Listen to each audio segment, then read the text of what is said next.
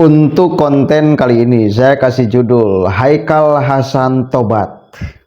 Kita tahu sama-sama dulu 2014 dan 2019 Haikal Hasan bagian daripada mereka yang ikut di barisan orang-orang kelompok yang selalu memakai diksi agama untuk kepentingan politik. Nah sekarang, wah keras sekali nih Haikal Hasan. Memberikan peringatan kepada Rizik Syihab, memberikan peringatan kepada Bahar Smith, memberikan peringatan kepada Abah Anies dan anak-anak Abah tentang kondisi politik sekarang. Coba kita dengarkan sama-sama. Ini penting sekali saudara, sebarkan ya, karena Babe itu bagian daripada mereka dulu. Oke lah, dulu dia sedang munafik, sekarang dia sedang tobat. Kita anggap seperti itu. Ya. Maksudnya gini, kalau kemudian Anda mau ngomong urusan politik, ya ngomong aja jujur. Saya kayak gini karena untuk politik, bukan karena demi membela agama, jangan kau tipu-tipu kayak itu. Coba kita dengarkan sama-sama nih. Penuturan Haikal Hasan, lengkap sekali.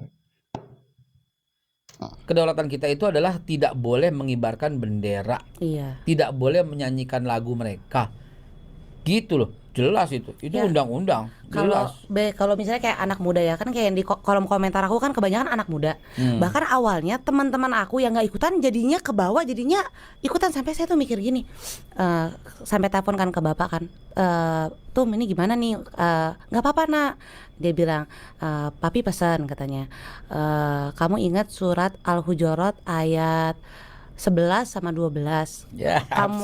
Kamu mau diapain aja katanya nggak boleh mengolok-olok orang, karena belum tentu yang kamu olok-olok itu lebih buruk dibandingkan yang diolok-olok. Nah jadi salam hormat. Iya, entar main-main be ya, bikin pengajian ya. Nah jadi kayak teman-teman aku yang tadinya teman baik, teman baik kenal, yang sampai ngetekinnya, ngata-ngatainnya tuh yang luar biasa. Ngata-ngatain lu juga. Sampai ngetekin suami. Beliau teman baik, kita keluarga. Iya bener. Kenapa sekarang orang tuh suka kayak marah-marah sama cepet banget ke, maksudnya gini, kalau kita berbeda misalnya gini, untuk mendukung Palestina, ada yang pro boykot, ada yang setengah-setengah, ada yang maunya sedekah, ada yang gerakan lain, kan itu pilihan ya, urusan kita dengan Yang Maha Kuasa ya. Tapi kenapa sekarang di Indonesia tuh kayak pokoknya kalau nggak kamu kelompok kita ya kamu beda gitu loh. Kenapa kayak gitu? Ini kalau saya lihat gini, salah didik. Jadi di masjid-masjid ketika ada ustadz yang ceramahnya ramai, kasar, keras, itu keluar dari masjid tuh anak-anak tuh bangga, seolah-olah jihad. Oh gitu. Gitu loh. Ketika bicara soal akhlakul karimah, akhlak yang baik itu seperti apa, keluar masjid tuh lesu, ustadznya nggak asik, ustadznya bego. Oh jadi lebih senang yang kayak menggebu-gebu gitu. Dan ada orang yang memanfaatkan situasi itu. Dia keras, dia jihad. Apa tuh kayak begitu. Nah, jadi iman mereka itu bukan terbina, terbakar. Terbakar. Beda ngatain udah, kafir loh, dolim loh, teman-teman dekat loh. Gila, yang kayak biasanya like-likean, tiba-tiba kayak Zita, lo taubat deh.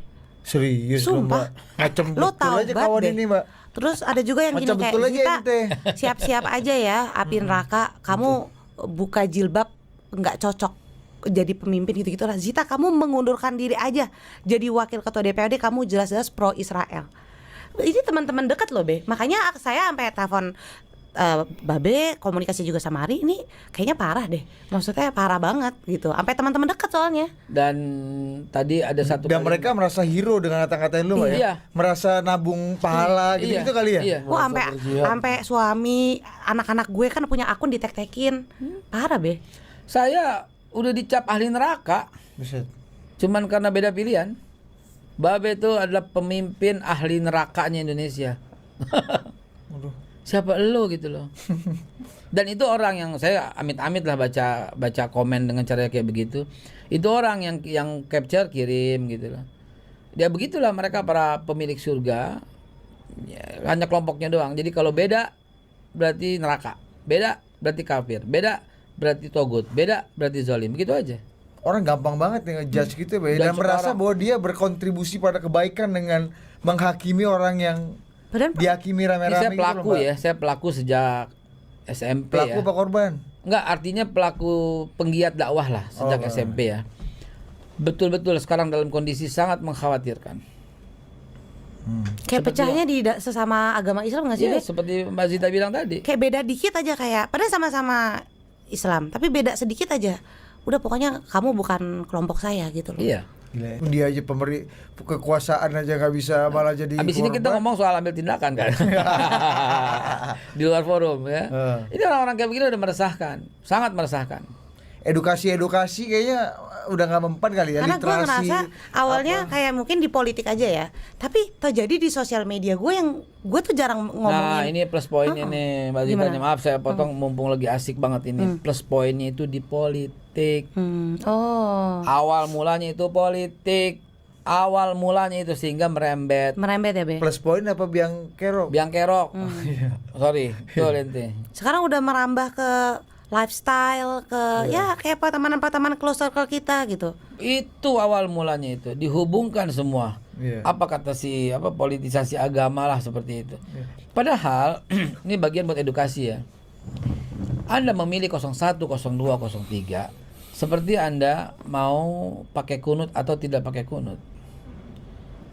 That's it. Nggak ada masalah. Jadi ini Mbak Sita, apa yang dialami Mbak Sita tuh residu dari politik. Yes, karena Residu ada. dari pertarungan politik. Ya, betul. Kalau orang gondrong kayak Randy gini posting setiap hari juga nggak akan ada yang protes kali ya, Nggak kayak ada, orang nggak biasa. ada. Dan dia akan diprotes kalau dia ya apa ya, beda partai. Bukan, beda partai masih oke. Beda pilihan sekarang. Beda pilihan marah. Beda pilihan marah. Sekarang lebih parah daripada 2019. Hah, bukannya banyak orang mengatakan di luaran udah nggak ada lagi politik identitas segala macam. Polarisasi udah nggak kayak dulu. Come on. Partai setan, partai Allah udah nggak ada. Turun dong ke bawah. Udah ini. Turun ke bawah, lihat kondisi di lapangan. Turun ke bawah, lihat kondisi di lapangan. Bubar jalan itu semuanya kayak begini. Serius. Tapi aku percaya sih omongannya Babe. Karena bener-bener teman-teman sendiri loh yang menghakimi. Kirain ya udah selesai tuh kirain. Yang lu rasa teman. Iya. Bener, bisa kan Tabayu nanya gitu, WA, nelpon, apalagi teman ini kan. langsung di sosmed, ngetek. 20 Mei yang akan datang, saya bikin rekonsiliasi relawan 01, 02, 03. Saya kumpulin. Lagi minta di Istora Senayan. 01, 02, 03 relawan-relawannya, kepala relawannya saya kumpulin semua. Tujuannya apaan? Udah nggak ada lagi deh 01, 02, 03, ke depan 00. Draw. Kita bangun Indonesia lebih baik. Apa komennya? Sama orang-orang itu juga. Munafik, bohongan, waduh macam-macam. Udah nggak bisa diperbaiki. Makanya saya bilang disabilities thinking, disabilities brain. Betul-betul brainnya itu damage. Serius, kenapa? Karena ada doktrin yang masuk lebih dulu. Beda pendapat, kafir. Dukung pemerintah, berarti lo orang zolim. Come on. Ini ngeri-ngeri sedap nih ya. Ini bisa diredam. Saya langsung solusi aja deh. Enggak. Ya, bisa diredam. Kalau beberapa orang yang didengar suaranya sama netizen-netizen itu menyampaikan suara, stop kalian, berhenti tuh. Ada beberapa orang. Yes. Hentikan itu dong. Siapa, Be? Influencer. Lihatlah dia berafiliasi sama siapa. Siapa yang dianggap bosnya, siapa yang dianggap pimpinannya. Pimpinan itu jangan menikmati keadaan ini. Pimpinan itu mesti bilang, janganlah, stoplah kalian ini. Kita semua udah begini, udah beres, udah bersatu gitu dong. Jangan terus saja meracuni pikiran orang-orang di bawah. Abis ini Pak Prabowo salaman tuh dengan semua orang yang selama ini suka ngata-ngatain dia.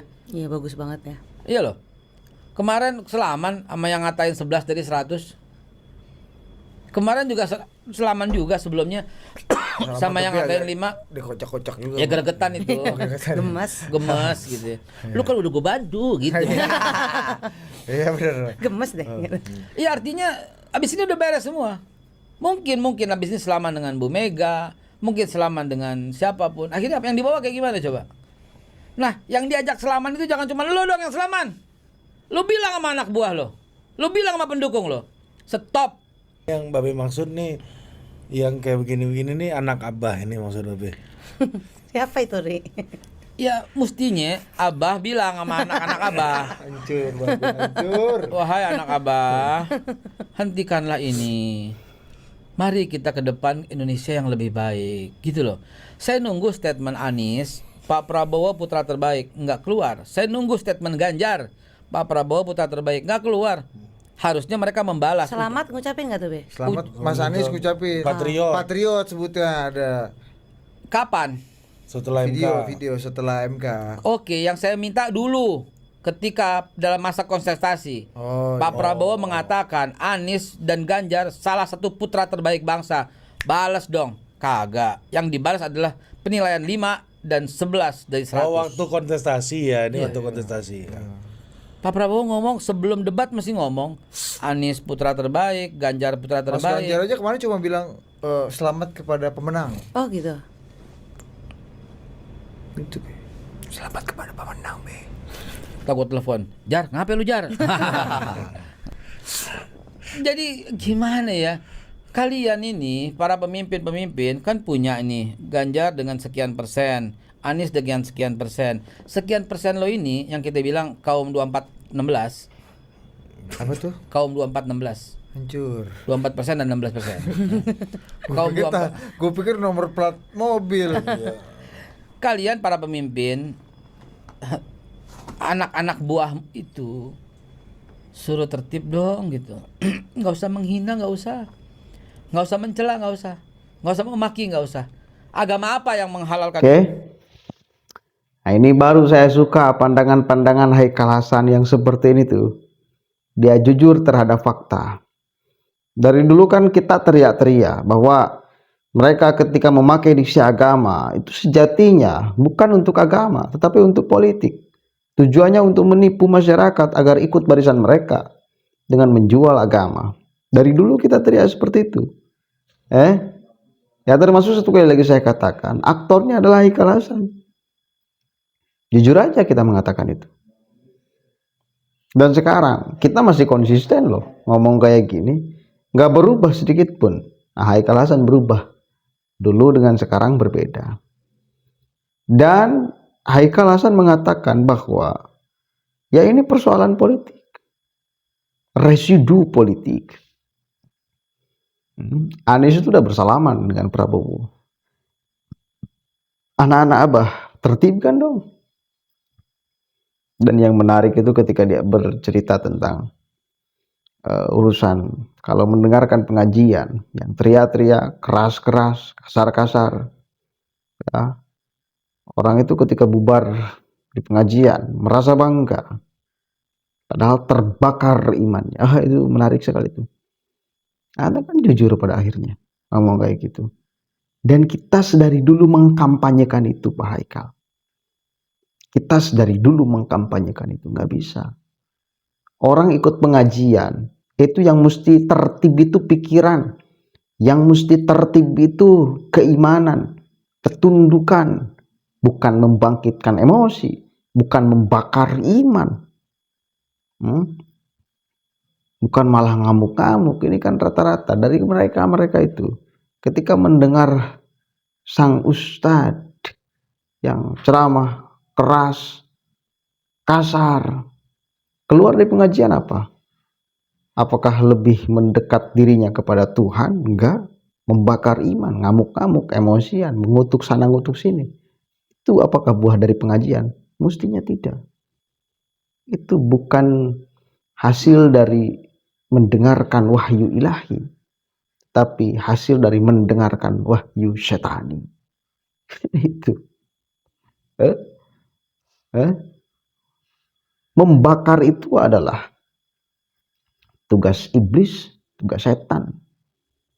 Ya, menebalkan iman itu tugas kiai. Bila kalian dalam ceramah menebalkan iman, berarti kalian sukses menjadi kiai. Tapi bila kalian dengan ceramah kalian itu membakar iman, membangkitkan emosi, membangkitkan amarah, itu Anda sudah mengambil alih tugas setan, tugas iblis. Tugas iblis Anda ambil alih. Gila kan? Islah, mudah-mudahan ada manfaatnya. Assalamualaikum warahmatullahi wabarakatuh.